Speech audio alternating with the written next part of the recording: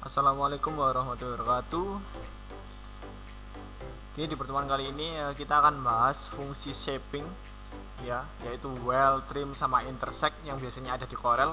Nah, bedanya kali ini kita menggunakan Adobe Photoshop. Nah, gimana sih caranya? Oke, langsung aja kita praktekkan ya.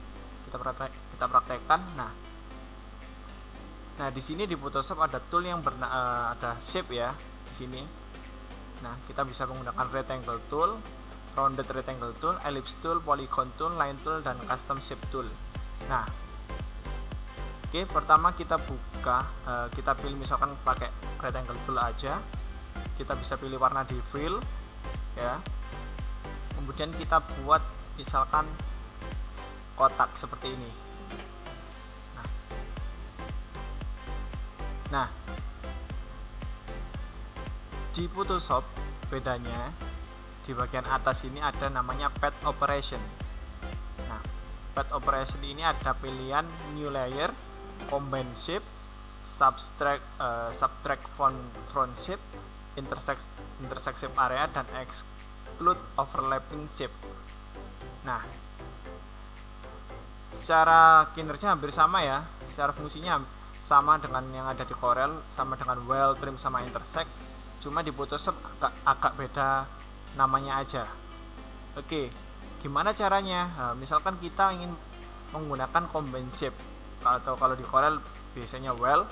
Nah, kita pilih combine shape ya. Setelah kita bikin kotak, kita pilih combine shape. Kemudian kita pilih shape-nya, kita pilih bentuk apa lagi. Nah, misalkan kita pilih ellipse. Nah, kita bikin di sini. Oke, kita combine. Oke, kalau dilihat dia terbentuk satu layer bernama rectangle 1. Nah, di dalam layer rectangle 1 ini terdapat dua bidang, dua shape, yaitu kotak dan lingkaran ya. Ketika kita ingin menggeser, kita bisa menggunakan tool yang bernama move tool yang berada di atas sendiri ya, ini namanya move tool. Nah, ketika kita geser menggunakan move tool, dia akan bergeser semuanya, dia sudah terkombin ya, dia sudah tergabungkan. Nah, gimana caranya bila kita ingin menggesernya, misalkan kita letaknya lingkarannya kurang maju atau kurang kemana gitu. Nah, kita bisa edit menggunakan selection tool ya, path selection tool di sini. Nah, kita masih bisa memindahkan lingkarannya ya, kita bisa memindahkan kotaknya.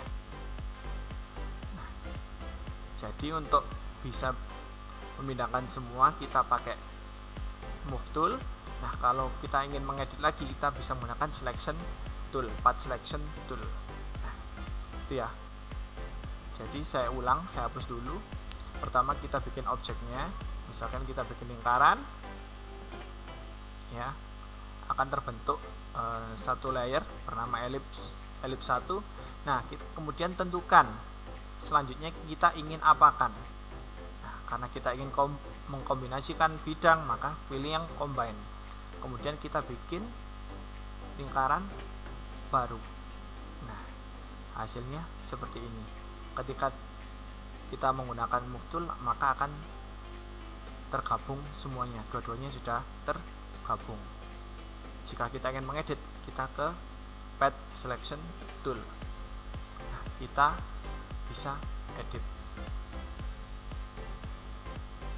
Oke, itu ya fungsi dari combine shape, atau di Corel kita mengenalnya dengan well. Oke, kemudian untuk fungsi selanjutnya bisa kita hapus ya, bisa kita hapus ya, atau kita tinggal pilih ya.